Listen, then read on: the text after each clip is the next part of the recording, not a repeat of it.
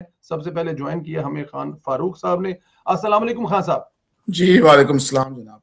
Sir कैसे हैं आप, खैरियत से हैं, ठीक हैं? सर जी अल्हम्दुलिल्लाह, अल्लाह का शुक्र है, बस देख रहे हैं हालात वतन के। क्या कहेंगे, इक्तदार इतनी हवस इससे पहले भी देखी थी, पहले भी होता था, इक्तदार खत्म होता था, आप करें प्रेस कॉन्फ्रेंस सड़कों रोडों पे, लेकिन इक्तदार से निकलने के लिए जूते खाने की जो शर्त है, ये पहली दफा किसी को चपेड़ें कर पड़ रही हैं, तो किसी की हड्डियां टूट रही हैं, तो कोई जो है वो बगैर जूते खाने के बाहर निकलने के लिए तैयार ही नहीं है। वज़ीर-ए-आज़म इमरान खान साहब के बारे में कहा जाता है कि उनको भी, अब ये इसकी कोई वीडियो तो है नहीं, तस्दीक तो है नहीं, लेकिन कहा जाता है उनको भी कुछ चपेड़ें पड़ी हैं, उनको भी जूते पड़े हैं, उठाकर बाहर फेंका गया है। और चौधरी परवेज अली साहब का हाल तो आपने सबके सामने देखा है, और अभी गवर्नर पंजाब साहब भी उसी रास्ते पे चल रहे हैं, तो कितना लाजमी हो गया जूते खा के बाहर निकलने से इक़्तिदार।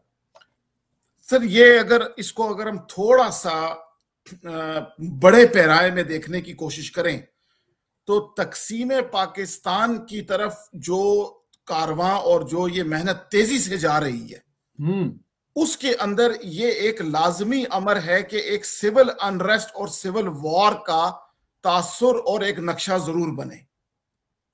ये पार्ट ऑफ द गेम है ये। और आपको इस बात को सुनकर और आपके देखने वालों को भी आज भी एक हैरत की बात मैं ये बताऊं कि ये अगर कोई शख्स ये समझता है कि इमरान खान साहब कोई सियासी जमात हैं, तो ये उनकी फहम की मुकम्मल तशरीह नहीं है। खान साहब एक सियासी जमात का सियासी विंग है, एक मजहबी जमात का सियासी विंग है। बिल्कुल ठीक कह रहे हैं। एक मजहबी जमात का जिसको 1970 के अशरे में नॉन मुस्लिम डिक्लेयर किया गया था, उनका ये एक सियासी विंग है। और उस जमात के लोगों का पाकिस्तान की तख्लीक में जो हाथ है और जो उनकी मेहनत है, उसको कैश नकद करवाने की मेहनत को पीटीआई कहती है। ये पीटीआई का जो सारा जो मेहनत है ये तकसीम पाकिस्तान है। और इसका बयानिया इतना खूबसूरत है कि पढ़ा लिखा आदमी और आम पाकिस्तानी इसके झांसे में आए बगैर रह नहीं सकता। कौन नहीं चाहता कि जी इंसाफ ना हो, कौन नहीं चाहेगा कि करप्शन ना हो, कौन नहीं चाहेगा कि एंटरटेनमेंट ना हो, कौन नहीं चाहेगा कि पाकिस्तान का एक सॉफ्ट इमेज ना उभरे। ठीक है, ये सारी चीजें आम पाकिस्तानी की ख्वाहिशात हैं, मगर इनकी फंडिंग, इनकी इज्तिमाइयत के पीछे वो तबका है जिसने पाकिस्तान के बनाने के वक्त भी बहुत बड़ी तादाद में कैरिज्मेटिक पावर को इस्तेमाल करा करके हिंदुस्तान की तकसीम करवाई थी, और जिनको 1970 के अशरे में बांग्लादेश की सारे चक्कर के बाद उनको काफिर करार दिया गया था, आज वो फिर अपना नकद वापस लेने आए हुए हैं। इसीलिए उनकी बातें देखें, उनकी जनाना पॉलिसी जो है, गालियों की, हरासमेंट की, शोर शराबे की, मीडिया के इस्तेमाल की, फौज के अंदर के एस्टेब्लिशमेंट के अंदर के लोगों को अपने साथ मिलाकर खेलने की, ये सारी मेहनत जो है ये जमात अहमदिया की एक सियासी मजहबी मेहनत है तकसीम पाकिस्तान की। इस तकसीम पाकिस्तान में सिविल अनरेस्ट भी है, चाहे वो पार्लियामेंट के अंदर भी हो, चाहे वो पार्लियामेंट के बाहर हो। खान साहब को अगरचे थप्पड़ मारने की खबर की तरदीद है, मगर अगर थप्पड़ पड़ा है तो वो पार्लियामेंट में आने से रोकने के लिए पड़ा है, क्योंकि अगर ये पार्लियामेंट में आते अपने उन सारे नुमाइंदों को लेकर, तो यहां पर भी पंजाब असेंबली वाले हालात बनने थे, जिसको रोका गया है और इनको वहां से निकलने पर मजबूर किया है।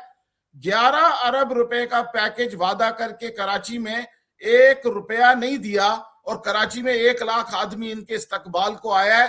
किसी की अकल में नहीं आती ये बात, मगर याद रखिएगा कि कराची में भी एंटी स्टैब्लिशमेंट और तकसीम पाकिस्तान की सेंटिमेंट वाली सियासी जमातें मौजूद हैं, और वो सियासी जमातें जो ये एंटी स्टैब्लिशमेंट रेटरिक लेके चले हैं खान साहब, एंटी अमेरिका, इसकी सपोर्ट में उनके साथ जरूर खड़े होंगे। इसलिए ये 1 लाख बंदा आपको नजर आप कह रहे हैं कि जो पाकिस्तान को तोड़ने के, खैर जो पाकिस्तान को तोड़ना चाहते हैं वो खुद ब खुद इमरान खान के साथ खड़े हो जाएंगे, क्योंकि इमरान खान पाकिस्तान, जो शख्स भी तकसीम पाकिस्तान के आइडिया को वैलिड समझता है, ठीक है, और उसकी बात सेकुलर अंदाज और लिबरल अंदाज में उसकी तकसीम चाहता है।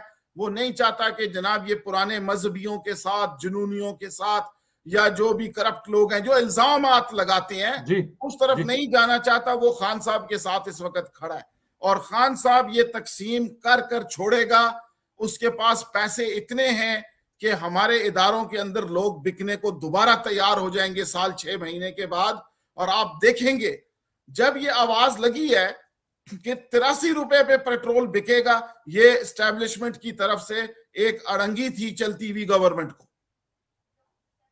ये आप समझने की कोशिश करें, वरना सर 10 रुपए पेट्रोल की महंगाई पर करने पे कितनी शदीद एहतजाज होता है। 83 करने का तो मतलब है आपने मुल्क को 2 टुकड़े करना है।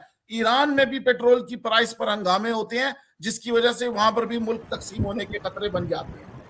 ये एक मजहबी जमात का सियासी हरबा है, तकसीम पाकिस्तान का। उन लोगों का पाकिस्तान के बनाने में बहुत बड़ा हाथ था, उसकी मैनिफेस्टेशन है। बाजवा साहब निहायत एक कमजोर स्ट्रेटेजी के जरिए मुल्क को मैनेज करने की कोशिश हो रही है, और नहीं होगा। और उनके चहीते, जिसको अभी तक नहीं निकाला जा सका, फवाद चौधरी को, उसका ट्वीट इस बात की अलामत है, सर्टिफिकेट है कि सिविल अनरेस्ट होगा। और उसने इशारतन कह भी दिया कि खान और उसके साथियों को सड़कों पे रोकना नामुमकिन होगा। और ये बिल्कुल वही सेंटीमेंट है, उन्हीं लोगों ने जिस तरह कायदे आजम के पीछे दुनिया को पागल किया हुआ था, इमरान खान साहब के पीछे पागल किया है। और मीडिया का इतना बड़ा हाथ इसमें इस्तेमाल है कि हमारी लीडरशिप उस बात को पहचानने से भी इनकारी है कि मीडिया और सोशल मीडिया के अंदर जो उनको इन्वेस्टमेंट करनी चाहिए इस तूफान को रोकने के लिए, उसका अशरे अशीर भी नजर नहीं आ रहा। और जो प्राइवेटली लोग कर रहे हैं उनकी भी सपोर्ट में एक लफ्ज नहीं बोला जा रहा। इस पर बात करेंगे, इसमें बड़ा अहम हिस्सा है। डेफिनेट शायद अभी गवर्नमेंट भी नहीं है, लेकिन इस पे बात